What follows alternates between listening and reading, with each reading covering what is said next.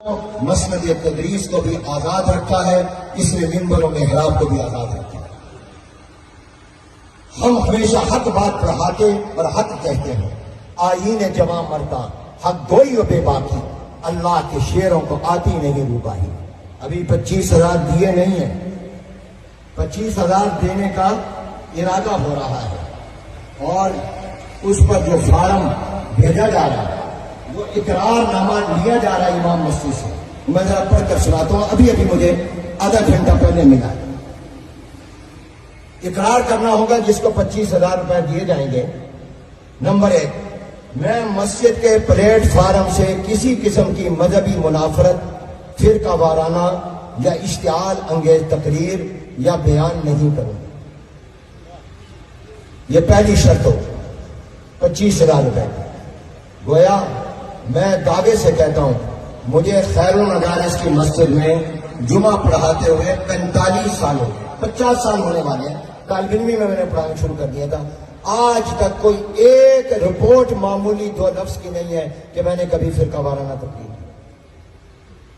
فرقہ وارانہ کیا ہے اس کی ابھی تشریح نہیں۔ میرے نزدیک وہ فرقہ وارانہ نہیں ہے، آپ کے نزدیک میں تحقیق بیان کر رہا ہوں۔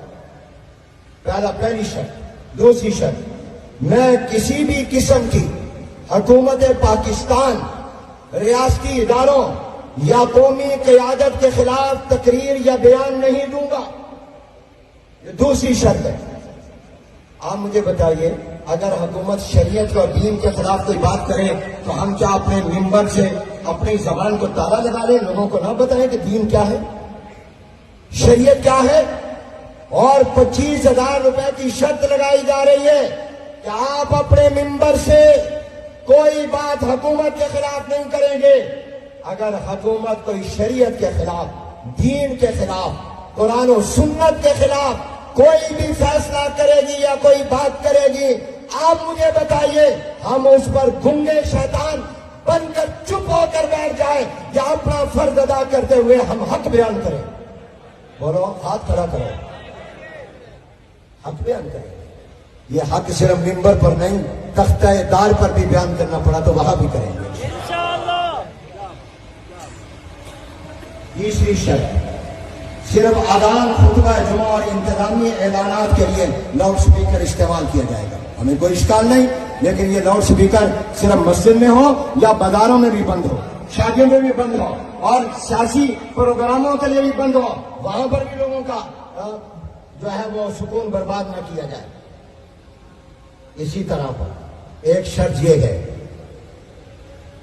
کہ میں مسجد کو امن، رواداری، باہمی بھائی چارے کے فروغ کا مرکز بناؤں گا۔ بالکل ٹھیک ہے۔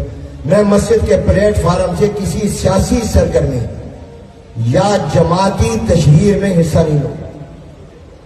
مولانا، یہ براہ راست آپ سے مطالبہ، براہ راست آپ سے، تاکہ کوئی جمعیت کا، دینی جماعت کا آدمی وہ کوئی اپنی بات نہ کر سکے۔ کیا سیاست دین سے الگ ہے؟